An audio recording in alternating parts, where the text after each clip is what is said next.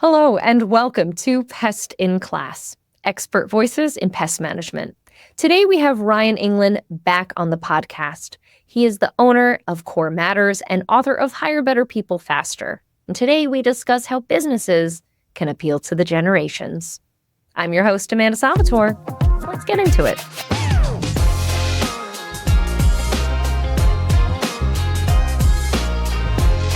Ryan Englin, you are the owner of Core Matters, author of Hire Better People Faster, and host of the podcast Titans of the Trade. This is your second time on the podcast. Last time you were on, we discussed recruiting and retention strategies in the pest industry. So if you haven't checked that episode out, I highly recommend it. One of my personal favorites. And today we are going to discuss how businesses can appeal to the generations. Thank you so much, Ryan, for coming on to the podcast today. Of course. And thank you for inviting me back. It's always so much fun. I just think you have such a great perspective. And these are conversations that I don't find are often happening. So anytime that I have the opportunity to shine light on stuff like this, I'm always happy to do it. Perfect. So as you know, last time we had you on the podcast, your icebreaker was your favorite sandwich, peanut butter and jelly, a classic. So I'm going to do a little bit of a this or a that today, so our audience gets to know you even better. So cats or dogs? Dogs. Beach or mountain? Mountain. Vanilla or chocolate? Vanilla. Goes with everything. It goes with everything. Yeah. It does. We are on par. I am all those things. I check off all those boxes. Vanilla's just, I'm here for it. Yeah. You could do anything with it. You can turn it into chocolate if you want. You could. You know what? You could. If you change your mind mid-bite, you can make it happen. Yeah. Oh my gosh. Well, thank you again. I really want to dive in to this topic. So in your previous episode with us, we discussed how recruiting really is a marketing activity. But how did that idea lead you to try and understand the generations and what motivates them? If you think about really it's like marketing 101, it's about understanding your audience. It's meeting them where they're at. It's understanding their pains. It's understanding their hopes and goals. Like if we don't understand who our target market is, we can't appeal to them. We can't draw them in. We can't attract them. And the idea that recruiting is a marketing activity, we have to apply those same principles. If we want someone to look at us as their next potential employer or the company that they want to have a career with, we have to make sure we appeal to them where they're at. And so we have to understand them. And as you already mentioned, the generations, like it's different. And we all know that. Like we've all got a boomer joke. We've all got a millennial joke. We've all got a Gen Z joke, right? We all know how to make fun of them. But you know what's interesting is the things we make fun of are the things that are important to them. Like we make fun of millennials because they want experiences in life. And it's like, oh, they'd rather go have an experience than come to work. Well, yeah, because that's important to them. You know, we make fun of the boomers because they're all about work hard and be ready for retirement and everything else. And so we're like, oh, they're slave drivers. But that's what's important to them. And so the more that we understand the different generations, the more we can appeal to them. And more importantly, the more we can work well with each other. I love this idea of finding out the hopes and dreams of who you were trying to reach, because that's really what it boils down to, is what are they looking for? And each generation has grown up in a very different world. I think that it's from the boomer generation to today, it is wildly different, and that shapes who you are. So we did kind of get into it, but I'd love to narrow it down. What are the generations and what appeals to them? I think we all know this, but I'd love to hear your perspective. Because, and then we'll go chronological, right? To the modern workforce. You know, think about the boomers for a minute. They came out of the world wars, right? Their parents lived through the Great Depression. And so when you look at what their parents were teaching them, the values they were instilling in them, the way they were thinking about work and retirement and their money and their savings, they were teaching them, go work hard, find a company that will take care of you, give you a retirement, give you a pension. Don't put all your faith and effort in tomorrow, it'll work. And they were teaching them this work ethic of find somebody, work hard. 30 years, get your pension, retire, sail off into the sunset. You'll have some social security income, you'll have all this. They were teaching them this. And so the boomers grew up thinking that. Now there was a subset of the boomers that all of a sudden in the 60s and 70s were like, wait a minute, we don't have world wars anymore. There is no Great Depression. There is none of this. And so then all of a sudden we move into the Gen Xers, and they start teaching the Gen Xers, you know what? You can have control over what you want to do. You want to start a business. You want to start these things. But it wasn't as profound as when the millennials came in, right? The younger siblings of Gen X, where the parents said, you know what? I don't see any world war coming. I don't see any Great Depression coming. That employer that was taking care of me didn't really take that good a care of me. So why don't we do this? Why don't we realize life is short? Enjoy it while you can. Create experiences for yourself. Why work for somebody for 30 years when you can work someplace for 5 years and then take a year off? How cool is that? And one thing that the boomer parents did, now we make fun of the millennials because they're the participation trophy generation. But we have to understand who was fighting for those participation trophies. It wasn't the millennials, it was their parents. Thank you, boomers. But what they did was they taught their kids, hey, you have a say. You have a seat at the table. And so I like to say that the boomers grow up where there was a head of the table. Mom or dad was at the head of the table, and you did what mom or dad said. Millennials grew up at more of a round table where it was, hey, where do you want to go on vacation? Oh, you want to go to Disneyland this year? Okay, well, next year your brother gets to pick since you picked Disneyland. Right? And we gave them an equal say. And they grew up with this mindset that I can go into the world and have an equal say. Well, all the boomers that were running the companies, that doesn't work. Because they grew up where there was a head of the table. There was a pecking order. And then we get to Gen Z. And so Gen Z is the kids that came from the Gen X. And Gen Z, they saw their older brothers and sisters growing up and then going into the workforce and going, wait a minute. They're lonely. They don't have lots of friends. They're digitally connected. They're doing all this stuff because they're chasing these experiences. And now what we're seeing with Gen Z is that as they enter the workforce, they're more focused on retirement's important to me. I want to make sure that I've got a foundation in my life. I want to make sure that I've got money saved up. I'm willing to work hard for those things. I don't want to work 30 years, but I also don't want to work 2 and then go blow all my savings and do it again and again and again. And you might have noticed I kind of skipped over Gen X because they're kind of like that weird generation in the middle. They're kind of lost. I find that most people that are in Gen X, they either lean heavily towards boomers or they lean heavily towards the millennial. They kind of... Well, I'm not sure why. Yeah, why is that? Because we discussed this previously, and it really does, I think, where you land within the timeline really kind of affects that. And you had referenced them as this lost generation, which I'd love to dive into more as to why you think that might be. You know, it's interesting. I'm at the end of Gen X. So I'm like 5 years away from being a millennial. So I'm not that far away. Yet I feel that for me, my work ethic, the way I think about life and everything else, I relate with boomers a little better than I do the millennials. Like, I just don't understand some of the way they do things, especially the way they want to connect with people. I've got a nephew who's a millennial, and he'll sit on the couch next to his friend and they'll be texting. Like, that's how they'll have a conversation. That's just weird to me. Sure. Like, just turn to him and like have a conversation.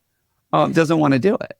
But I think one of the reasons that the Gen X got lost was there was a lot of things happening in the way that the economy and the environment, and they were that generation that grew up before there was really a tech boom, but tech was happening to them. And so they were just figuring themselves out, and they either lean towards the boomer or to the millennial.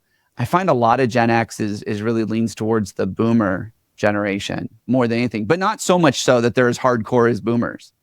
I'm sure somebody's done the math and the science and the research to figure out why it is that nobody really makes fun of Gen X. They make fun of everybody else. I feel like I'm an elder millennial if I need to age myself. And I find that very often there is a big conversation online actually about boomers talking about millennials and Gen Z talking about millennials, and we're just trying to live. We're just trying to eat our avocado toast in peace. Just let me have it, okay? Yeah. But I think that it is a very interesting them versus us, but that this conversation has been happening for a while. I don't know if the generation before the boomers was critical, but I'm assuming that they were critical of the generation coming up. It just keeps happening over and over and over again. I think realizing that is actually very beneficial. So maybe we can break the cycle. You know, it's interesting. We want to think that this is something that's new. I mean, we talk about how I deal with this all the time. So I work with a lot of boomers who are in leadership, and they look at resumes of millennials and they're like, 6 jobs in the last 2 years. What? I am not hiring that person because they're not going to be around very long. And I promise you, if you went back to the 50s or the 60s and the 70s, when the boomers were applying for jobs, if you looked at their resumes, people were like, 6 jobs in the last 3 years. Like, they did it too when they were that age, right? And we think that we're special. We think that this is the first time this has ever happened. But I'm gonna read you a quote, and it's gonna sound dated, but and for those of you that heard this, it really shows that this has been happening for a long time. So here's the quote. The children now love luxury. They have bad manners, contempt for authority. They show disrespect for elders and love chatter in place of exercise. Children are now tyrants, not the servants of their households. They no longer rise when elders enter the room. Who do you think said that? I'm not sure. Can you tell me? Socrates said that 3,000 years ago, or So however long. it's been around for a while. The idea has been around for a while. So, I mean, when you read that, you're like, yep, that's millennials. Yep, that's Gen Z. That's yep, the luxury of avocado toast, I'll tell you. And we think we're special. We think it's new, but I mean, every generation deals with this. Absolutely. We all think we're special and we're not. All that being said, boomers are now handing over the keys to Gen X, this forgotten generation, and they are entering into business ownership and they're navigating that. So what do you think that Gen X can do to appeal to younger generations, especially because their identity is a little bit mixed up in both? I think, and this is for everybody. So it doesn't matter what generation you're in. This is important to hear. If we own a business or we lead a business and we need people, okay, so many of us are in the people business. All your listeners are in the people business. Yes, absolutely. It's great that they have materials that they go to homes and businesses and take care of, but we're all in the people business. You will be better served when you think about serving your people first. But so often we're like, I need to hire some techs. I need a dispatcher that actually shows up and does their job. And we pay no attention to what they need. And we forget that these people were not bred to work for you. They were not bred to work for a living. And we forget that because sometimes, especially as entrepreneurs, this is really important, especially as entrepreneurs, we think everybody should think and act like we do, regardless of the generation. Right? Entrepreneurs, I talk to them all the time. They don't understand why most people don't think about work 24/7. They don't understand why someone wouldn't get up at 4 o'clock in the morning to clock in and start working and work till midnight, 7 days a week. They don't understand why someone would not want to call in on vacation because we think as entrepreneurs that everybody's like us. Well, here's the reality. If everybody was like you, it'd all be entrepreneurs and there would be no one to work for you. We need to think about what it is that they need. What is it that they want? And I'm not saying that you pander to them and you give them everything. But if we create this environment and we start thinking about people, less about generations and I like this about you and I don't like this about you, and start thinking about what does the person need, we'll be so much better served in our businesses. What I'm hearing right now is that very often entrepreneurs are thinking of their hopes and their goals, something that we talked about just a few minutes ago, And in reality, it's shifting that mindset. Once again, we're talking about mindset like we did in our last podcast, but shifting that mindset from your hopes and dreams and goals as an entrepreneur, and realize that those hopes and goals for your employees may be different. So how do I appeal to that? A lot of times I'm asked, how is it that we can get our people, our employees, to care about the business more? And I think a lot of people, a lot of entrepreneurs think, you know what, no one's ever going to care about the business as much as I do. They're not going to care about it. Like, I just have to accept it. I just have to tolerate this. And while we're sitting there as entrepreneurs thinking, how do we get our people to care more about the business? Our people are sitting there and going, well, why don't you care more about me? Like, if you cared about me as much as you care about the business, I'd care about the business more. Because then that business is helping me achieve my goals. It's helping me find the experience, create the experiences I want. It's helping me better support my family and take care of the things that are important to me. And why wouldn't I care about a vehicle, a business that is doing that for my family? I think a lot of this comes down to communication. And I want to talk to you a little bit about the "it's not about the nail" video. This is a video that Ryan showed me in our previous conversation, and it's quite brilliant, but I do think it ties into what we're discussing and how we communicate with our employees. Can you go into that a little bit for us? Well, I will tell you, you just have to go watch the video. You do. I don't know if I want to give it away or not. It's so good. Yeah, you just got to go watch the video. I'll do my best not to give it away, but just Google it. It's not about the nail or nail in the head video. It's 2.5 minutes of your life that you will be glad you invested in this, because it presents an opportunity for conversations and communication that we don't understand. And the idea is, what's important to me is important to me. Whether you think it's important to me or not, it's still important to me. And if I want to talk about what's important to me, I want you to listen to me talk about what's important to me. And we are all selfish creatures. We are all selfish creatures. And if I want to talk about the nail, I want you to listen about the nail. So it's kind of, the nail is basically a pain point, but it's, do you want to yank it out or do you want to talk about it? So we've discussed this previously when we were talking earlier.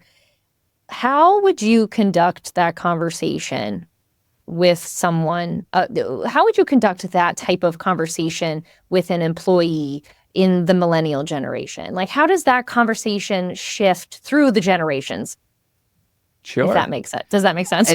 And I want to caution you, though, to be very careful with stereotyping someone just based on their age, because what we're seeing, we actually call it the modern workforce now. Call it the modern workforce, because you know what we're seeing? So I think I read this the other day. 17% of retired boomers are now working again.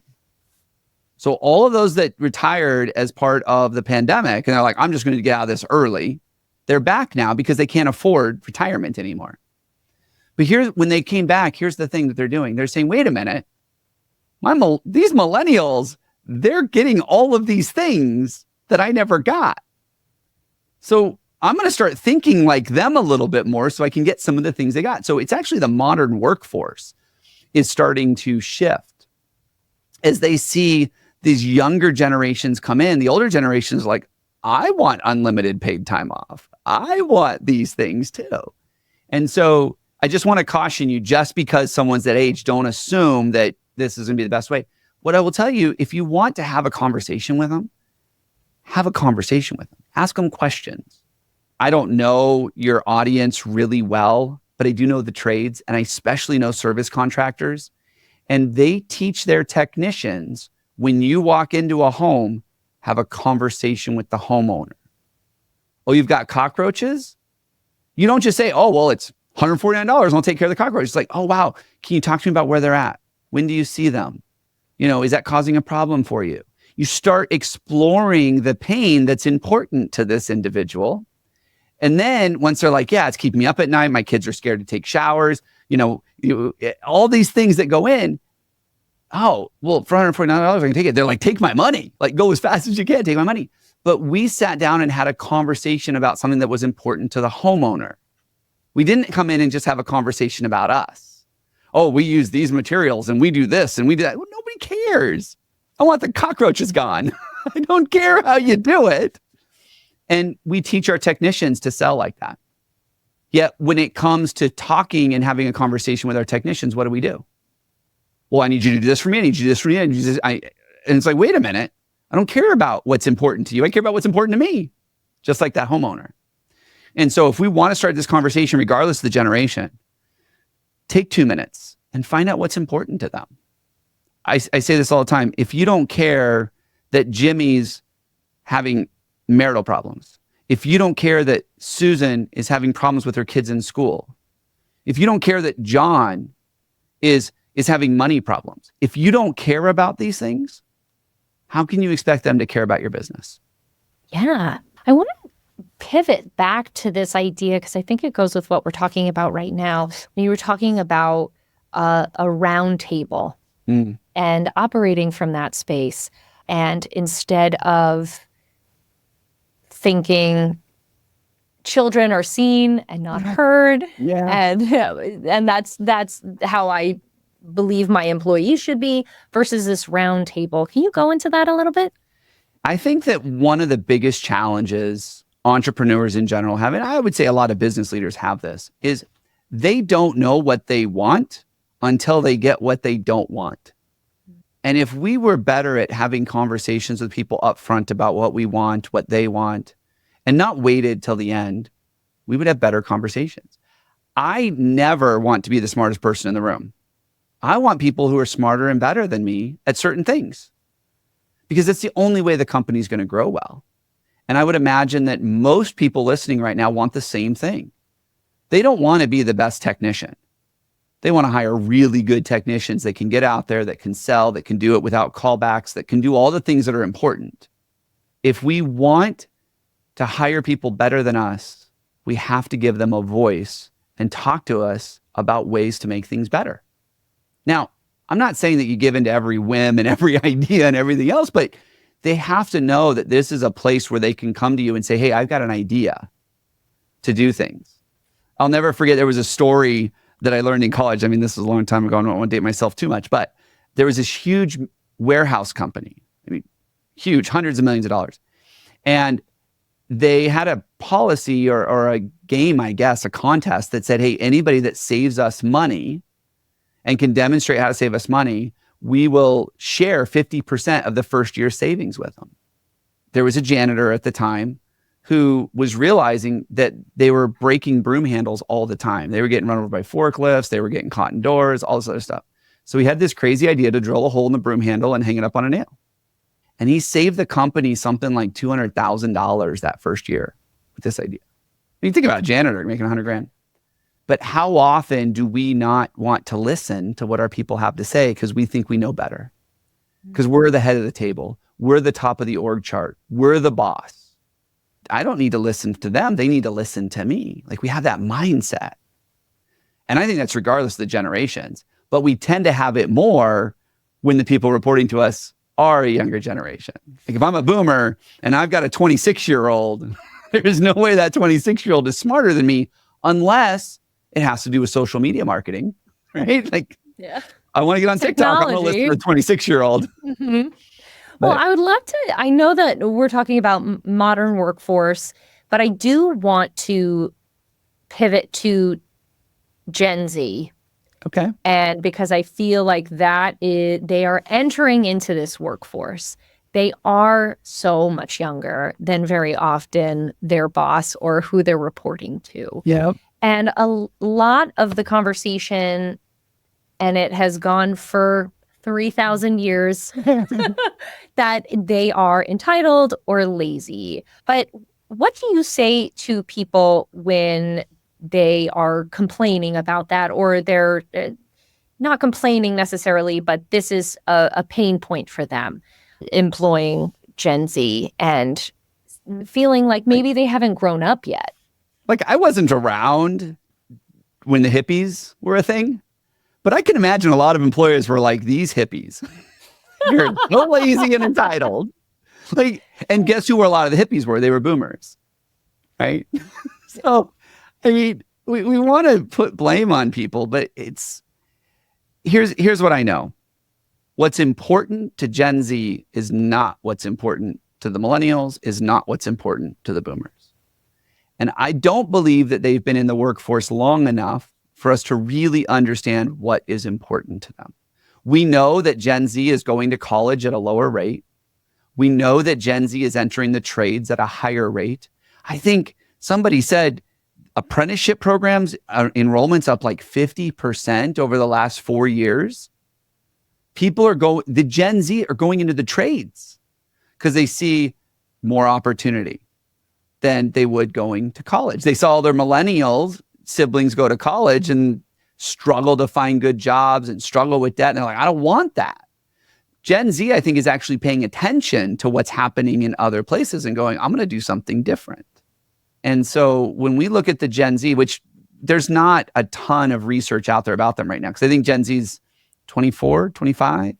Yeah, older. I think so. So they've only been in the marketplace for a few years. And so we don't have as much research and much data. But I would say that based on what I've seen, they are hungry. They definitely are hungry.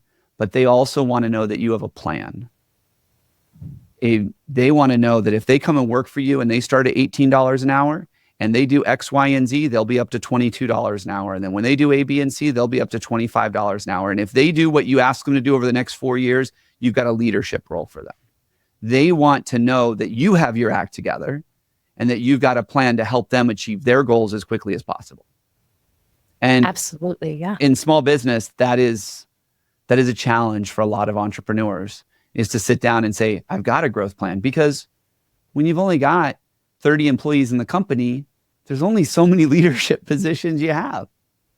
But if you have a growth goal as an entrepreneur to double or triple, and you can show Gen Z how they're going to benefit from you doubling or tripling when they help you get there, it'll be a lot easier to attract them and keep them. What are your thoughts on mentorship? I love mentorship programs. I think that too often what happens, and I see this with apprenticeship programs too, is we think we have to formalize it. And it has to be this perfect program. And we have to have all the things figured out before we do anything with it. And most people get hung up on that idea of it being perfect. And so it never gets done because there's no such thing as perfect.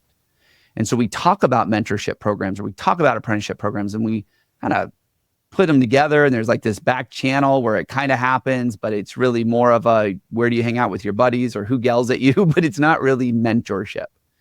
And I think it is incredibly valuable. I also think that when we're talking about people in the trades and we start talking about the fact that, yes, human beings have a shelf life in the trades because it's physically demanding work. And when we look at 40% of our blue collar workers are going to be retiring or exiting the industry in the next 6 to 10 years, we have to get as much of that tribal knowledge out of them as possible. They know things that we will never be able to teach people unless they see it. And we need to get that out of them as fast as possible. And the best way to do that is to develop a mentorship program. Because in the simplest terms, a mentorship program is you take someone with the knowledge and someone who's hungry for the knowledge, and you just let them work together. And you let them ask questions in a safe environment. And you let them go to them and say, hey, how do I do this? And you've got someone who's going to teach them, not because they have to, but because they want to.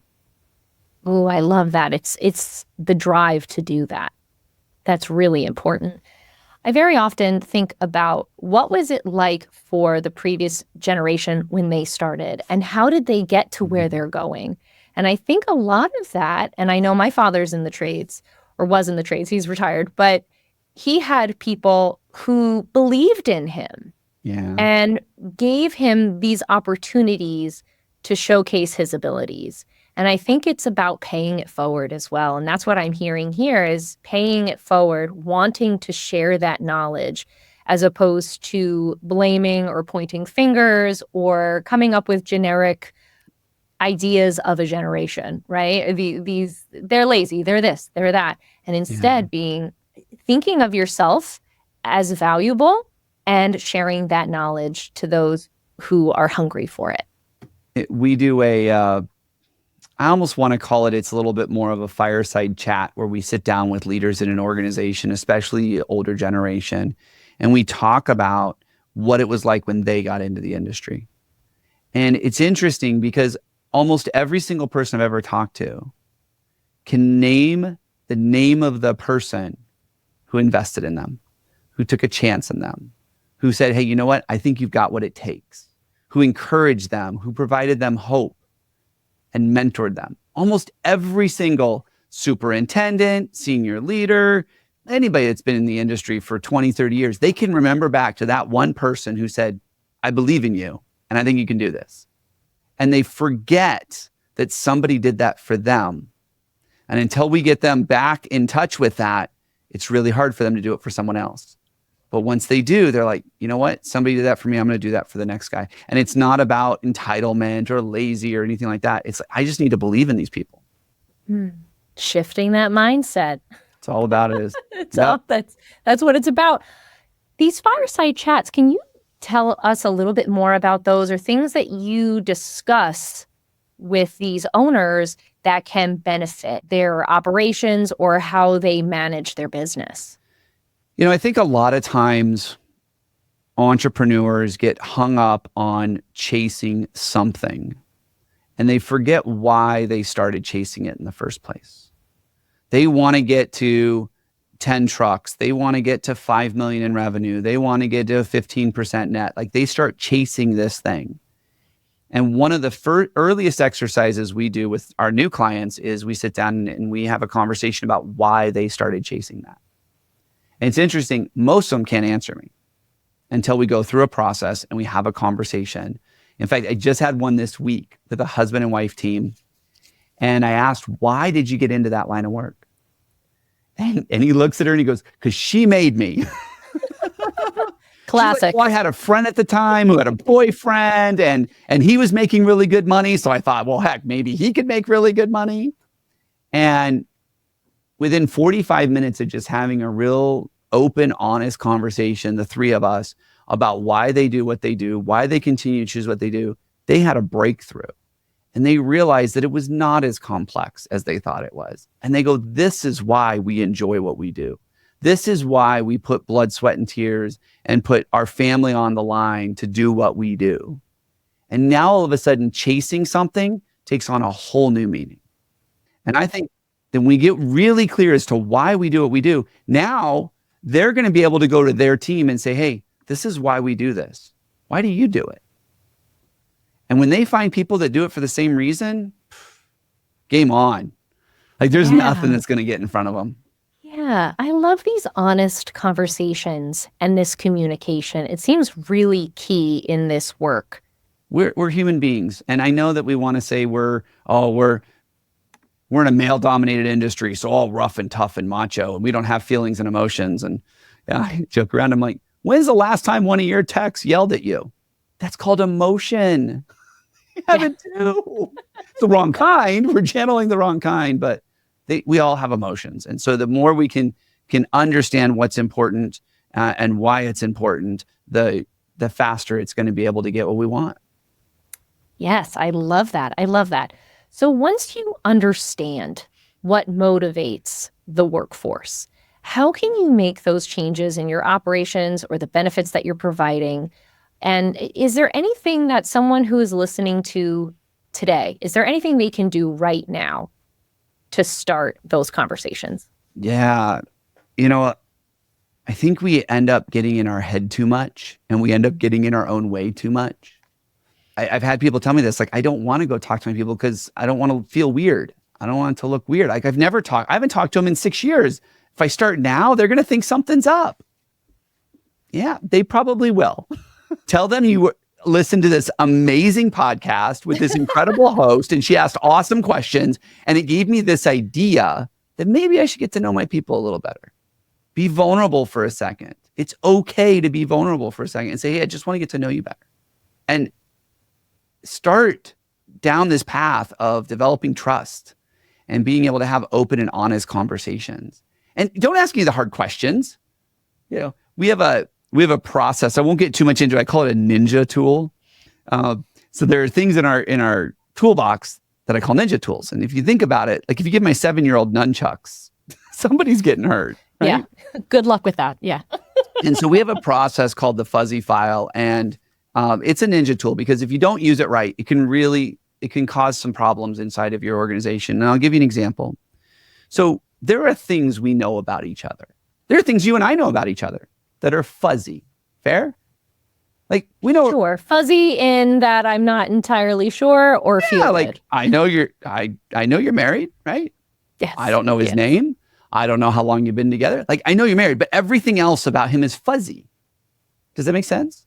Yes, Kids, absolutely. same thing, right?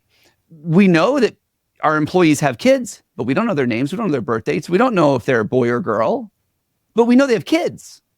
It's fuzzy. We know they most likely have a favorite movie or a favorite restaurant or a sports team that they root for, but it's fuzzy. So we have this process called the fuzzy file where we sit down and I think we've got like 50 different options on there, like questions you can ask. But imagine you started with 4 or 5 easy questions. What's your favorite restaurant? When's your anniversary with your spouse? And imagine that those were the only 2 questions you asked. That was it. Those are the only 2 questions you asked. And then a week before his anniversary, he got a gift card to their favorite restaurant from you. What does that do to create open, honest communication, get them to trust you and go, wow, they care? Plus, you probably saved him because he probably forgot. He's like, oh I my hope gosh, she also thank likes the restaurant too. Yeah. But the idea is there are things that are fuzzy. And if we could bring clarity to them, we can do things that invest in the relationships with our people.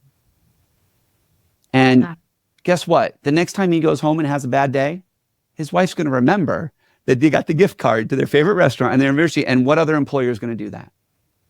Mm-hmm. Now, here's the reason I call it the ninja tool. Here's the warning.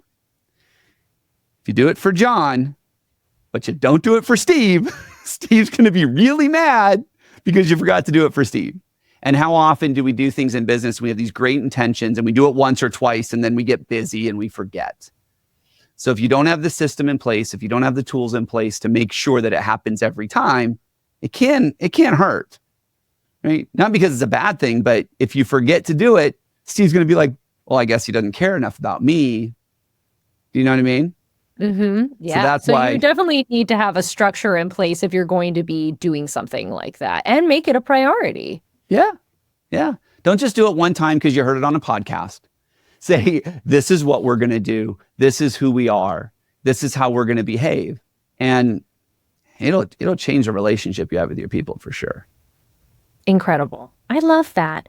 It sounds to me like when you own a business, you are rallying the troops behind your cause. You want them to care.